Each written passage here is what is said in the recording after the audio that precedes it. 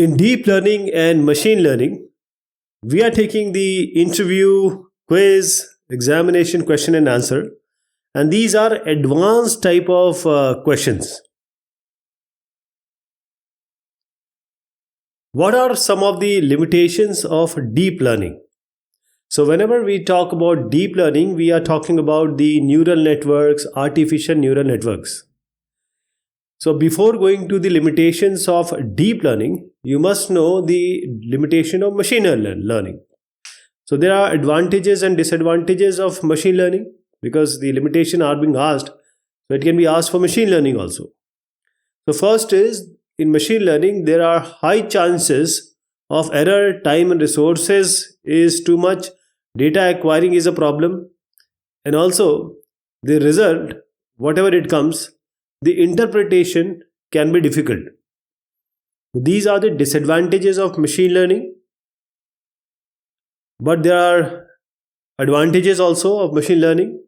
There is no human intervention, wide applications, handling of multi-variety data, continuous improvement by ML, and easily identify any trend and patterns. Now, coming to the deep learning, what are the disadvantages of deep learning? So here, networks in this DL, deep learning, requires a huge, humongous amount of data to train well. Along with this DL concepts can be quite complex, and in order to implement them, because the complex ideas are there, concepts are there, it becomes somewhat difficult sometimes. Achieving high amount of model efficiency is always difficult in most of the cases. What are the variants of a gradient descent? So gradient descent we have already talked about the GSD etc. So this is for optimization. For example, the weights, and when these weights are to be changed or are to be updated, there has to be some way so that we get an optimized way of doing it. So this is where the gradient descent comes into picture. So there are three variants of this gradient descent: stochastic, then we have the batch gradient descent. Batch, you know the word batch means, that is, you have entire data set and then you take them in batches.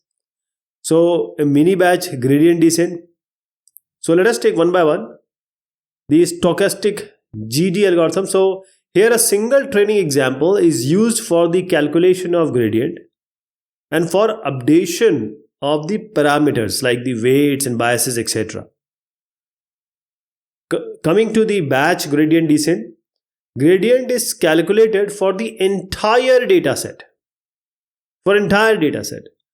and means entire batch, and parameters are updated at every iteration. This is batch gradient descent. Mini batch gradient descent, here the samples are broken into smaller sized batches, that is some smaller size data set, and then worked on as in the case of the first one, that is the stochastic gradient descent. So you see here, this is a comparison table also, because the next question is on the basis of this only. So let me explain here only, that is the stochastic, this GD algorithm, the accuracy is low and it is less time consuming. The batch GD algorithm, the accuracy is quite high, but it is very time consuming. But if you come to mini batch algorithm, both are moderate. So why is mini batch gradient descent so popular? What is the reason? So if you have just seen the comparison table, here I wanted to highlight the mini batch and cost also. So what is the difference? Mini batch algorithm, as we said, both the accuracy and time consuming or time consumption is moderate. So mini batch gradient is popular. First, it is more efficient when compared to the stochastic gradient descent. and the generalization is done by finding the flat minima. So what happens whenever we use this optimization? We don't want to be stuck on a local minima or a local minima basically. So we need a optimal solution. So we want the main minima. It helps avoid the local minima by allowing the approximation of the gradient for the entire data set. What are deep autoencoders? So we have already talked about autoencoders. So we have the multidimensionality reduction, decompression, denoising, outlier detection. All these autoencoders would do. But here we are talking about deep autoencoders. So these are an extension of the regular autoencoders. The first layer is responsible for the first order function execution of the input.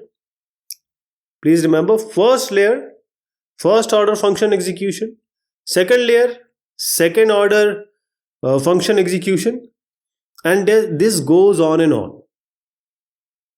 We can see or say that this deep encoder is a combination of two or more symmetrical deep belief networks, where the first, the shallow layers consist of the encoding part, the other layers take care of the decoding part, deep encoder. Right? Why is the leaky ReLU function used in deep learning? So you might have heard about the sigmoid function. It gives you result between 0 and 1. Then came the ReLU. This is also very, very important, widely used. Then the Google came with Swish. So the leaky ReLU is an improved version of ReLU function. What is the difference? So ReLU activation function, the gradient is 0 for all the values of inputs that are less than 0.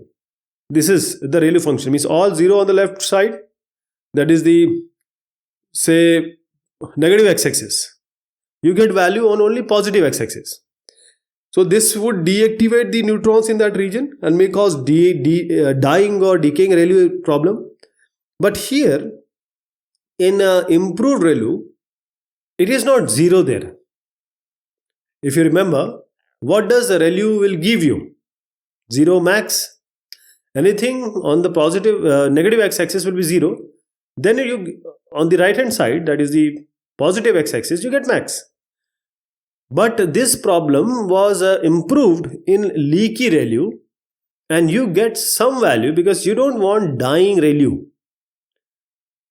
We want to activate the neurons because this is an activation function.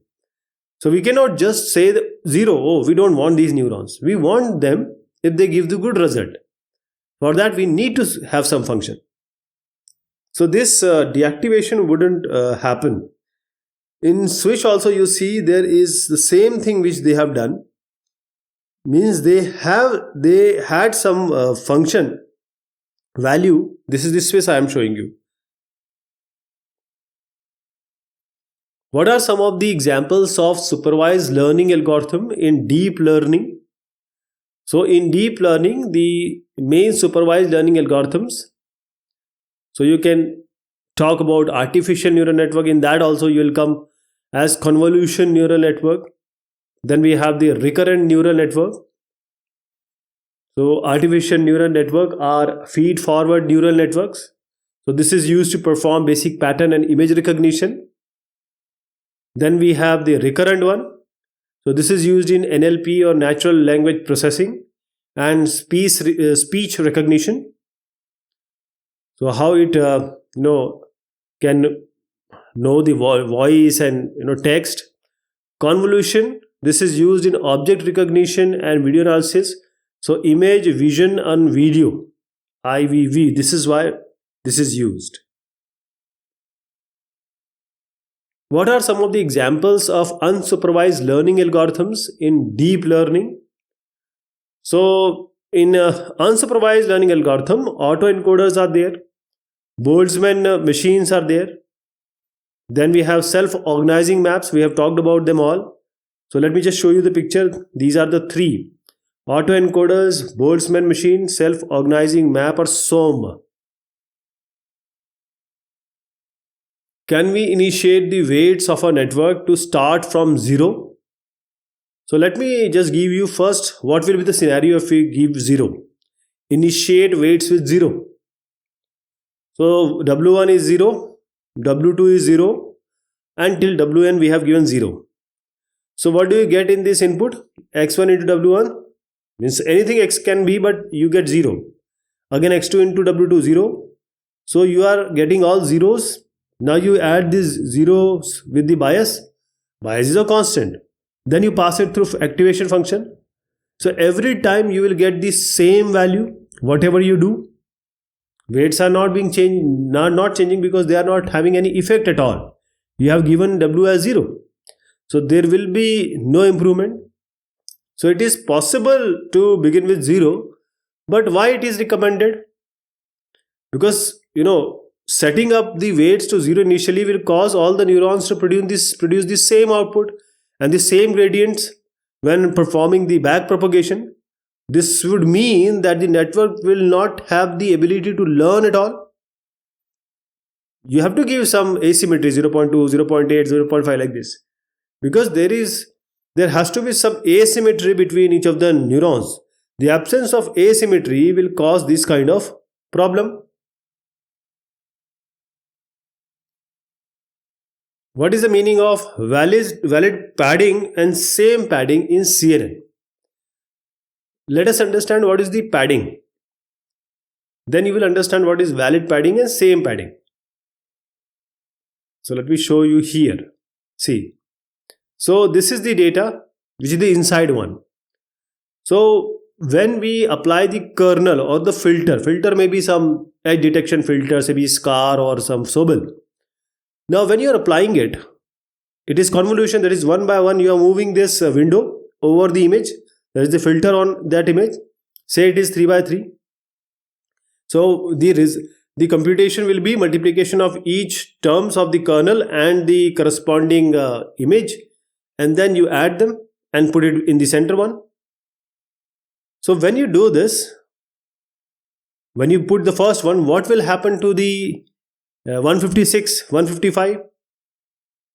Okay, you will have to start such so that this, when you do this with the first one, 156 also get value. Otherwise, only the internal will get some value and outside will be remaining like this.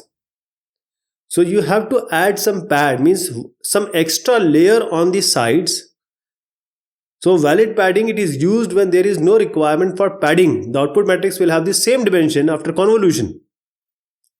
So it will work on each and every pixel value.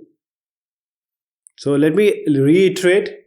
It is used when there is no requirement for padding, valid padding. So convolution is all about multiplying the filter and just moving it so that every pixel is covered. So in same padding elements are added all around the output matrix. It will have the same dimensions as the input matrix.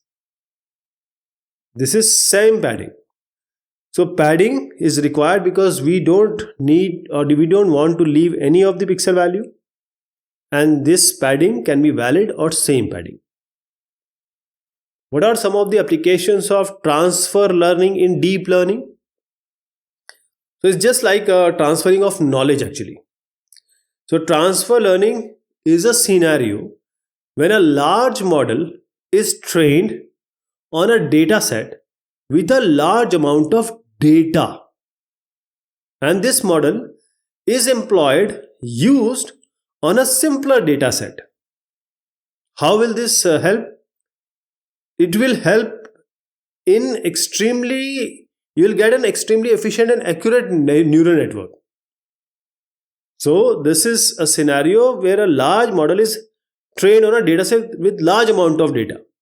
So in traditional ML, this was isolated and single task learning. So knowledge is not retained or accumulated. Learning is performed That is considering past learned knowledge in other tasks. That is, it is, you can say, standalone kind of. For data set 1, we have learning system task 1. Same for the data set 2. Transfer learning of a new task relies on the previous learned task. So this knowledge what you get from the first data set, you are sharing it for the data set 2. So learning process now can be faster, more accurate, and need less training.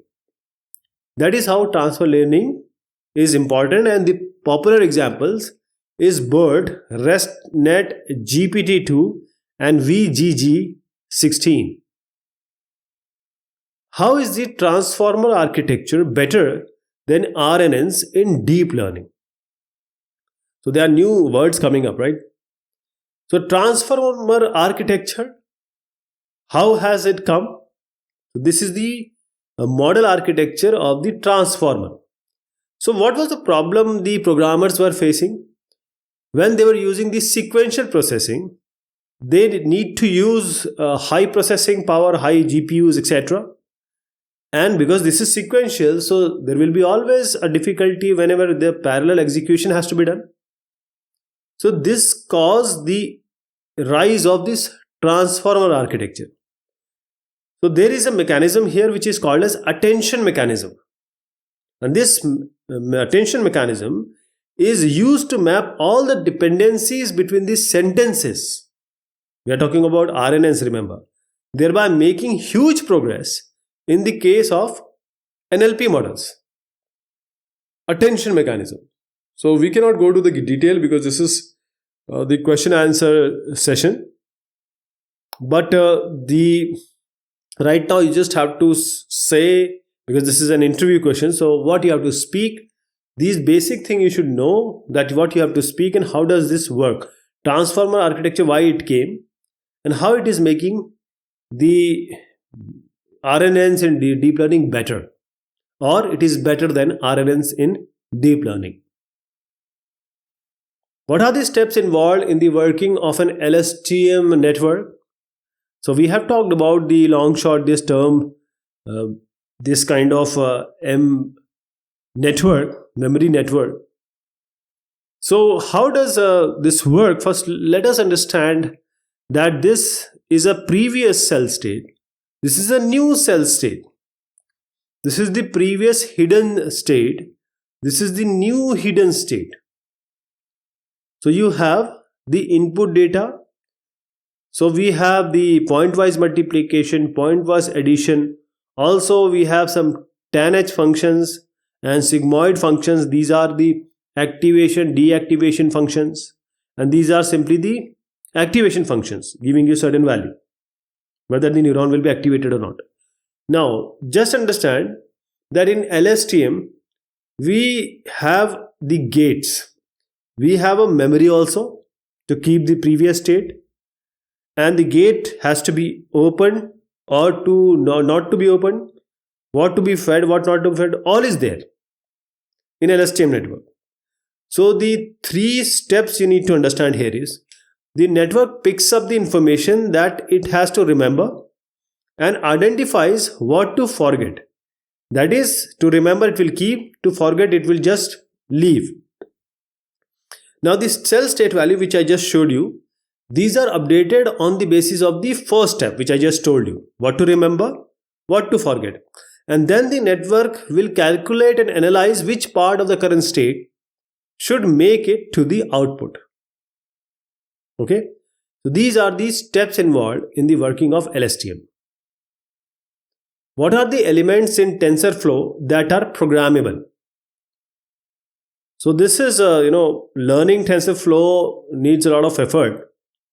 But for now, time being, you need to know that constants, variables and placeholders, these are the elements in TensorFlow that are programmable. So in any programming language, you have to have variables, you have to have constants, you have to have the placeholders like the different data structure, arrays, etc. What is the meaning of bagging and boosting in deep learning? Bagging, boosting. So just understand that we have a data set, we are splitting the data set, and now we are placing it into certain bags, imaginary bags, randomly for training the model. So this is the bagging. Just relate it with the bags. So take the data, split it, and place them in certain bags, randomly placing it into the bags. So this is bagging. So this is for training the model. When we are talking about boosting, this is the scenario where the incorrect data points are used to force the model to produce the wrong output. That is, the wrong data should produce wrong output.